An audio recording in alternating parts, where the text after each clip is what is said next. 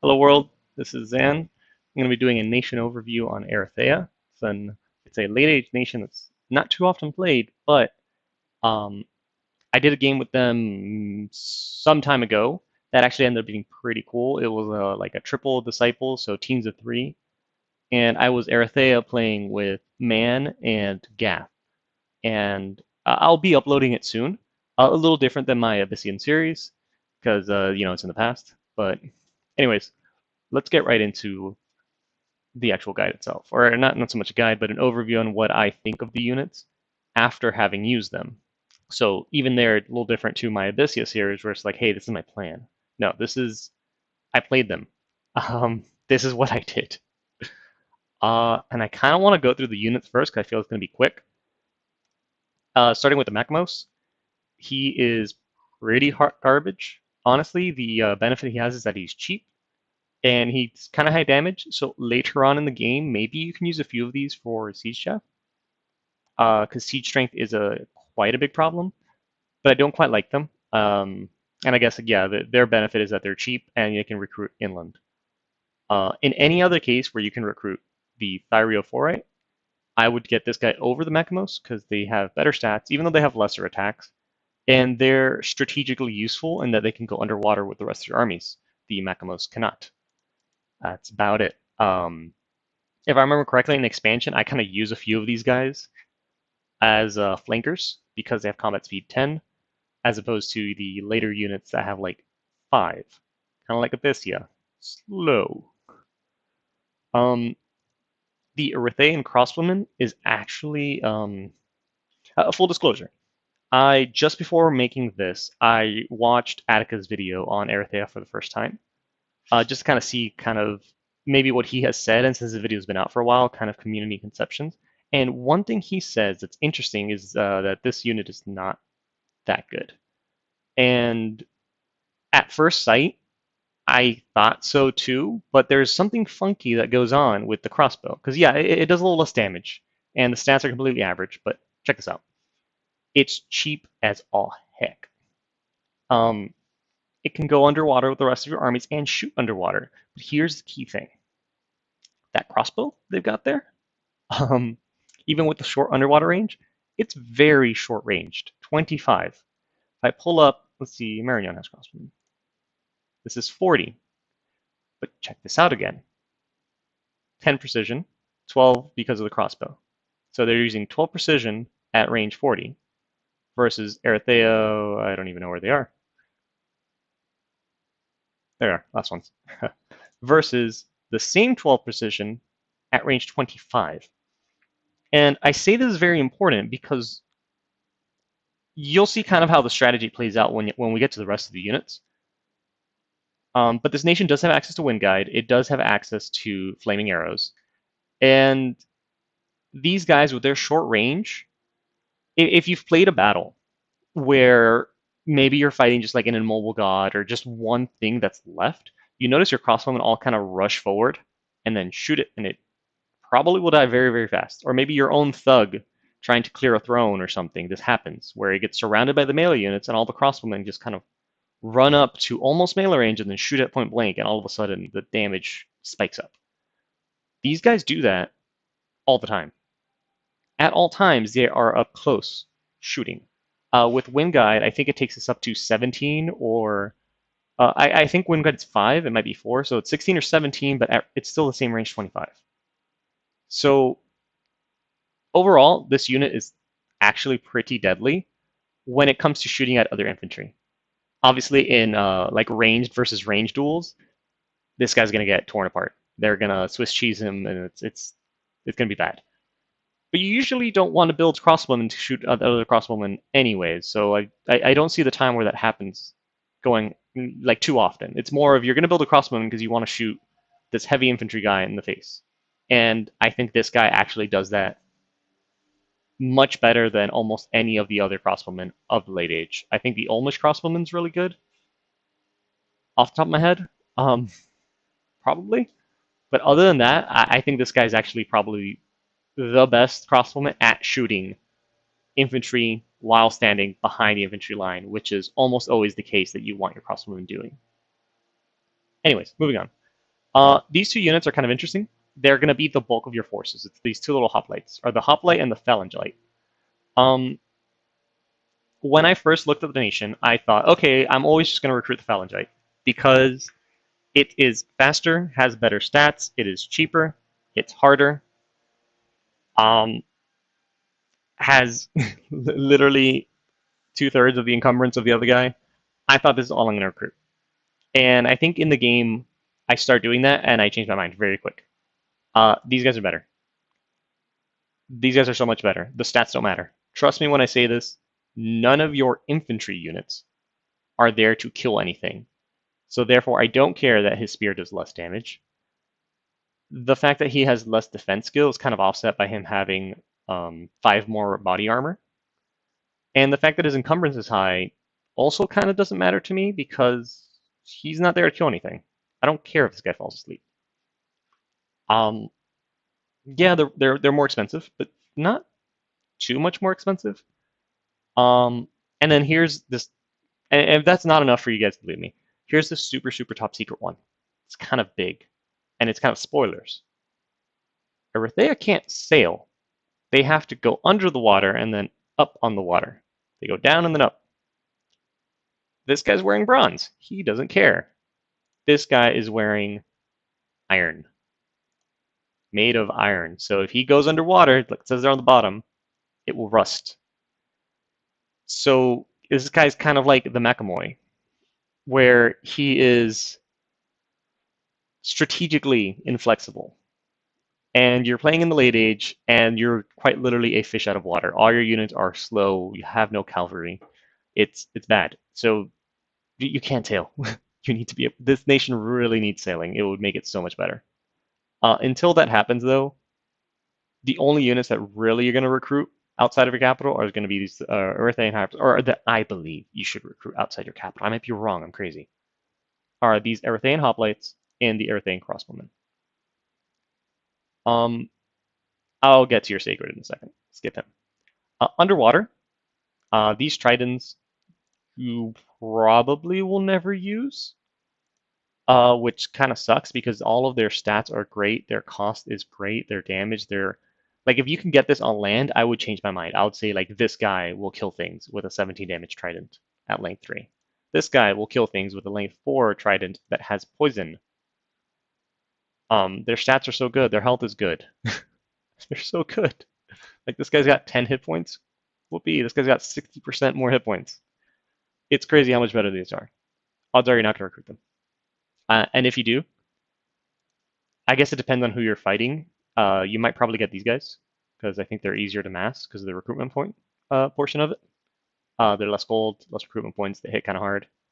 The Trident Knights, if you could get these on land, they're so good.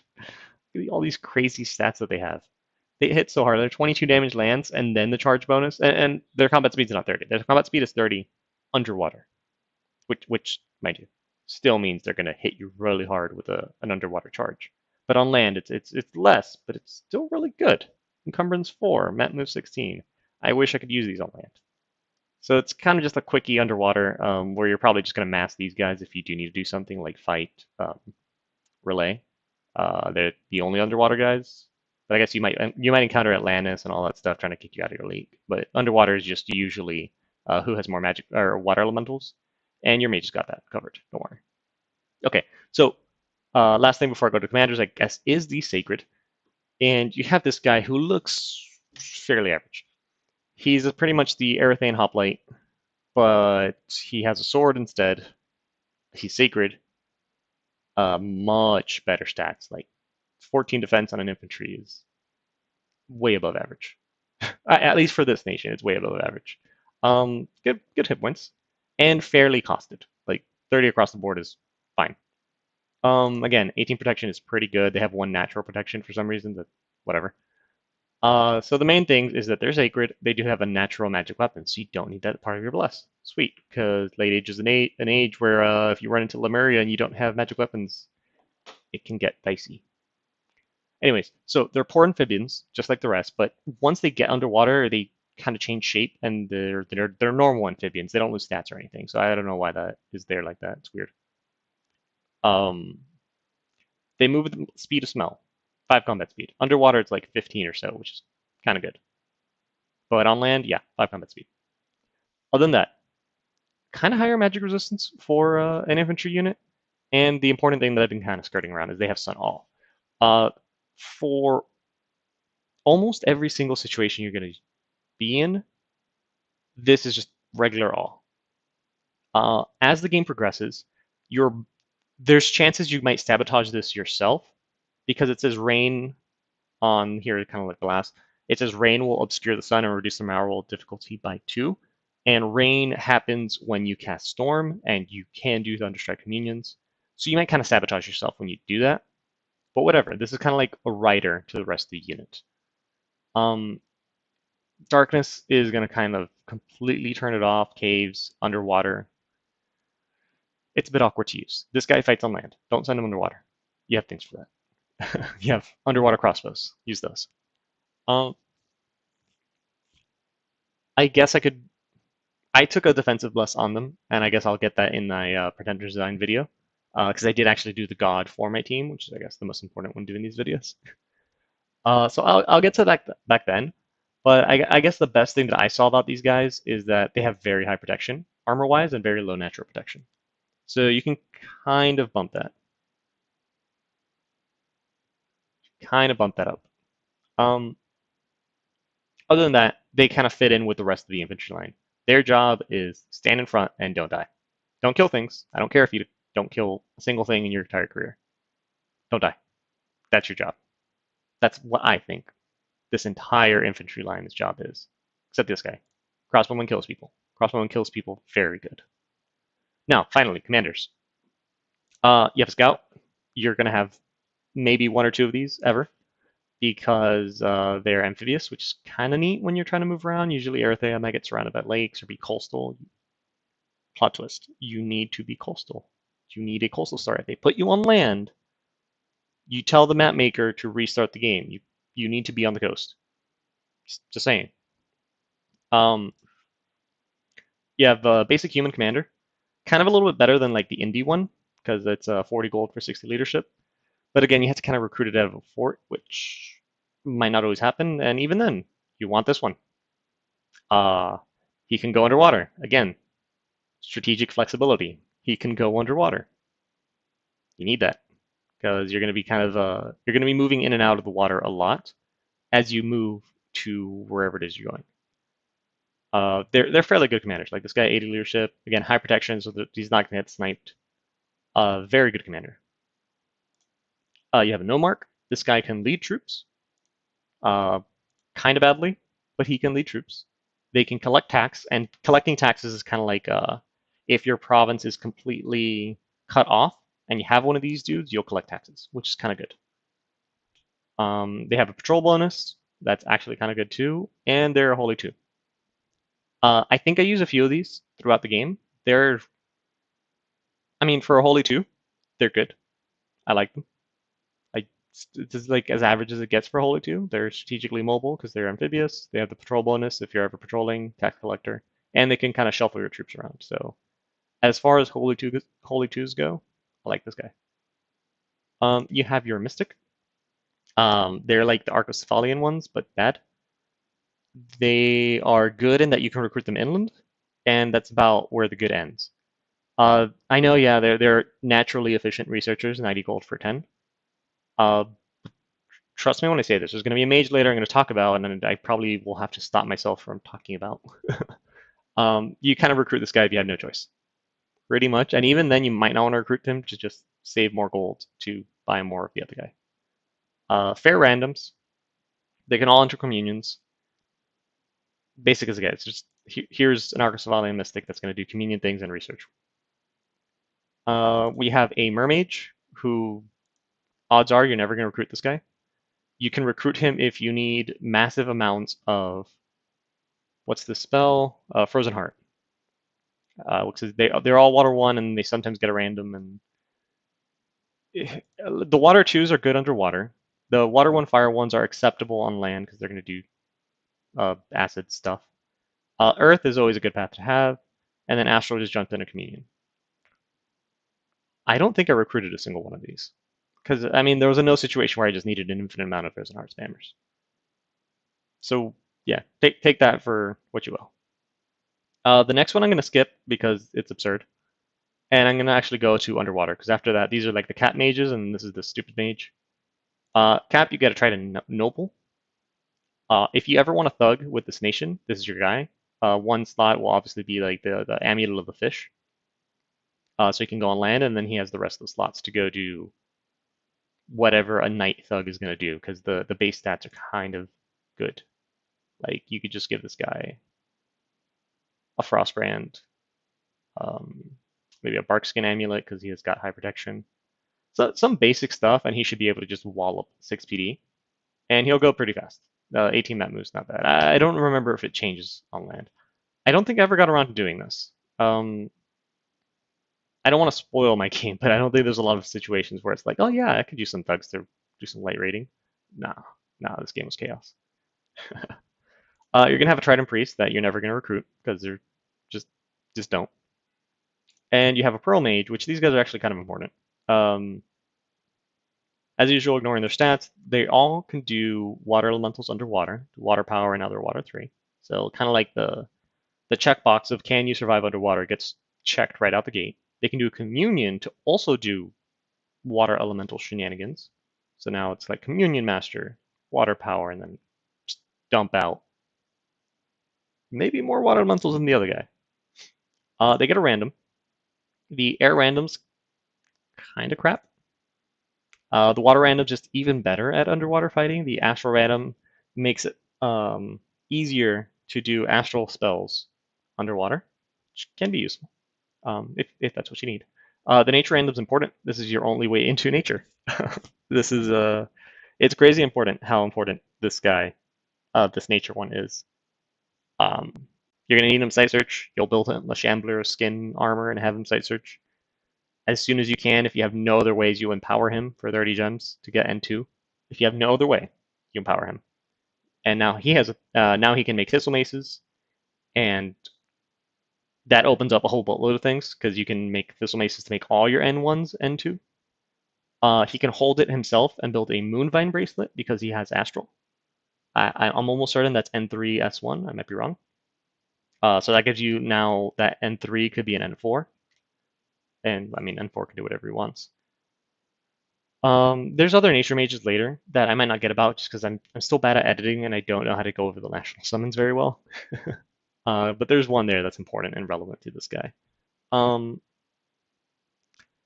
thing I will say, because this is a trap, if he rolls nature, he can do foul vapors. If he rolls nature, he can do poison ward or serpent's blessing.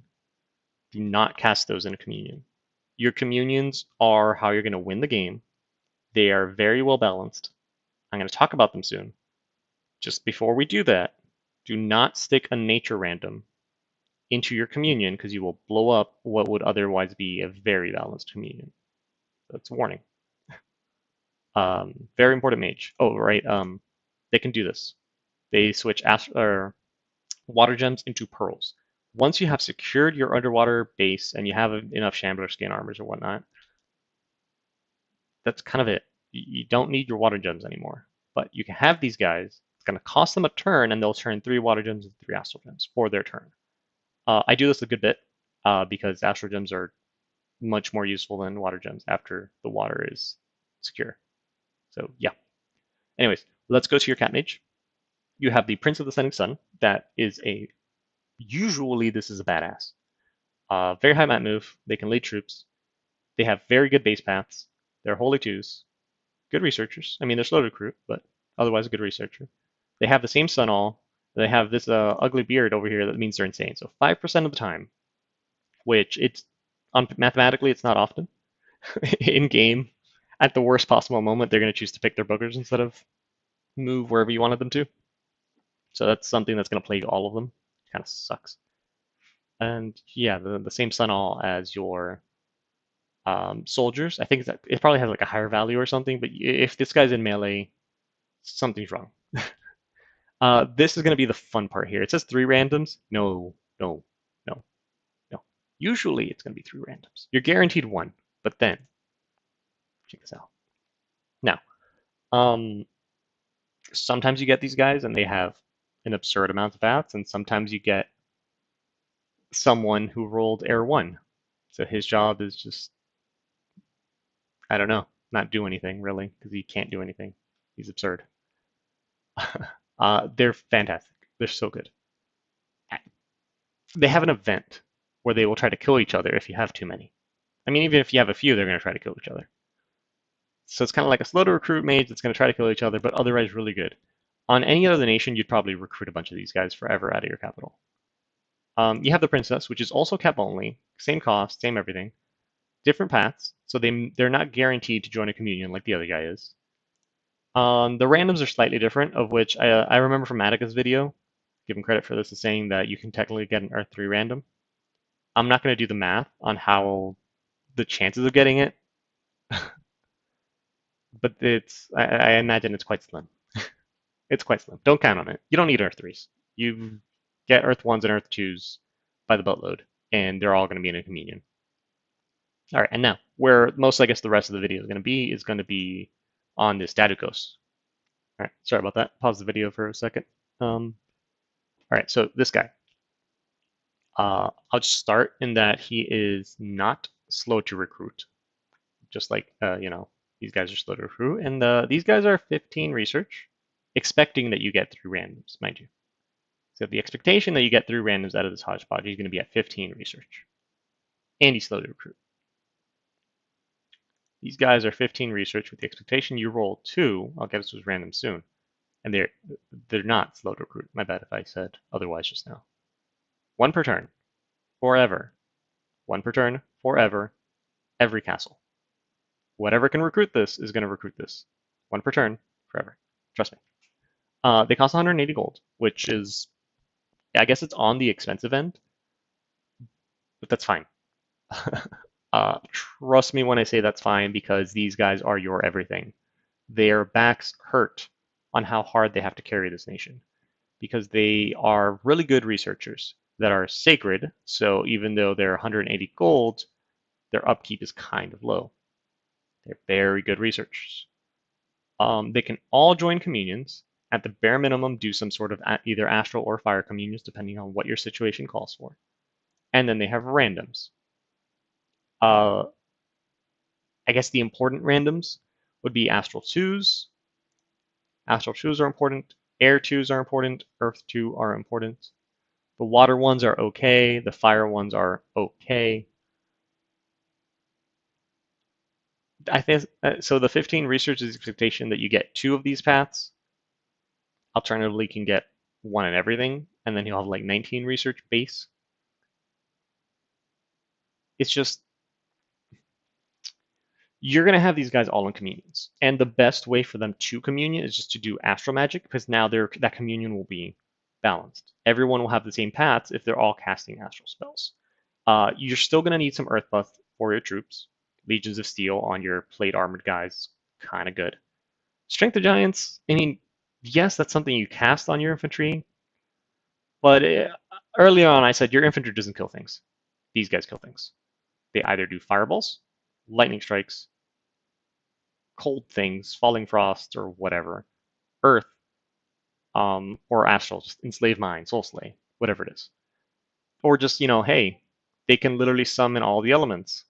Just casually. Oh, I need fire elementals? Here you go. Oh, I need air elementals? Here you go. Oh, I guess I have an excess of earth gems for some reason. I'll just make an earth elemental. Why not? You also have a national spell that uses earth. That's actually really good. Scary good. Summons like 10 undead Spartans with really good armor. Those guys will kill things. Those guys you can cast Strength of Giants on. Just these paths are just really, really good. And you're going to have mages of all kinds. Since you're going to be recruiting them, and again, this is my opinion, you're going to be recruiting one of these from every fort from the moment the game starts to the moment the game ends. You're going to make a few exceptions to recruit some of the princes. You honestly, even your capital, I have making diciples. I recruit some of these because sometimes you just really need somebody to have like a bigger path in something, and I need them to lead troops. Really, I need them to lead troops. There's also an event where you need to have a prince and a princess, so they marry each other and they become a holy 3. I usually use them to lead troops. Either these golden guys or these guys lead troops. That's, I guess, the one thing the Daedricos can't do, lead troops.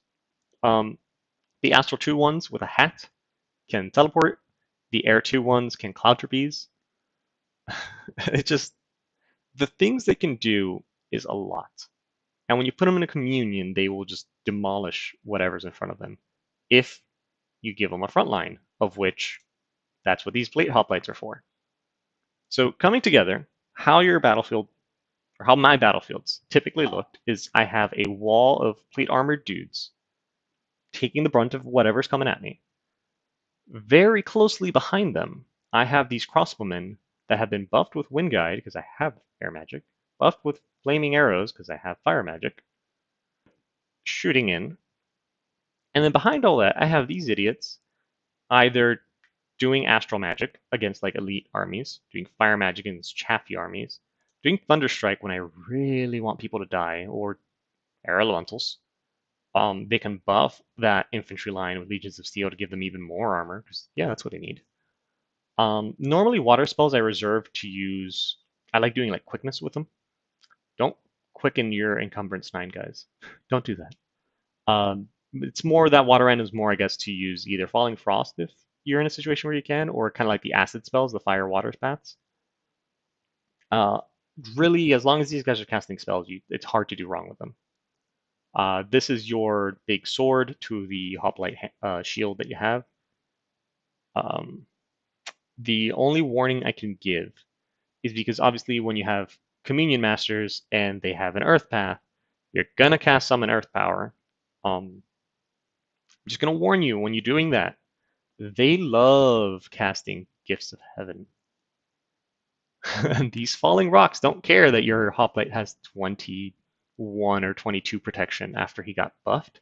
It doesn't care. It's going to do 150 damage.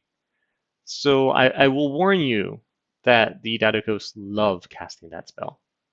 So if you're in a situation where you have that spell researched, try and have some of these guys doing the point buff of luck, because luck will stop a meteor 3/4 of the time, because the meteor is going to kill whatever it lands on every time, unless it's Titan or something, some shenanigans.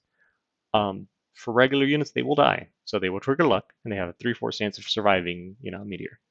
Later on, you get Will of the Fates, and now who cares if every one of these drops Gifts of Heaven? Uh, Yeah, I think that's pretty much the Daedricos. They're going to carry your nation by casting whatever spell you need them to cast.